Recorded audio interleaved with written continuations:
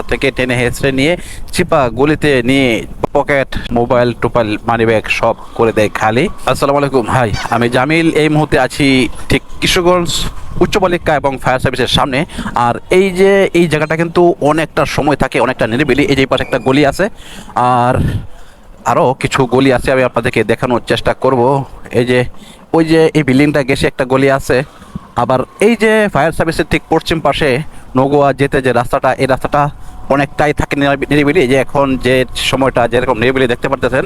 আর এই পাশে কিন্তু আরেকটা শিল্পকলা একাডেমির দিকে যে রাস্তাটা গেছে, মূলত এই রাস্তাটা মানে যে অহরহ দিনে দুপুরে এমনকি অনেক সময় কিন্তু অনেক অনাকাঙ্ক্ষিত ঘটনা ঘটে থাকে। রাস্তা থেকে টেনে হেঁচড়ে নিয়ে চিপা গলিতে নিয়ে পকেট, মোবাইল, টোপাল, মানিব্যাগ সব করে দেয় খালি।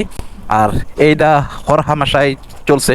আর বিশেষ করে প্রশাসনের দৃষ্টি আকর্ষণ করব, এক পাশে উচ্চ বালিকা স্কুল রয়েছে আর অন্যদিকে রয়েছে ফায়ার সার্ভিস। সব মিলিয়ে ওই দুইটা প্রতিষ্ঠানের মিলে সরকারি প্রতিষ্ঠান এবং উচ্চ বালিকা স্কুল সহ তাদের সামনের এরিয়াটা যত সম্ভব 2-4টা সিসি ক্যামেরা দিয়ে যদি ক্যামেরায় আওতায় আনা হয়, তাহলে এই অপরাধীরা অনেকটা ভয়ভীতি নিয়ে চলাফেরা করবে এবং এই সমস্ত অন্যায় এবং ছিনতাই, ডাকাতি, রাহাজারি সবই কিন্তু হয়ে যাবে বন্ধ এই উসিলাই।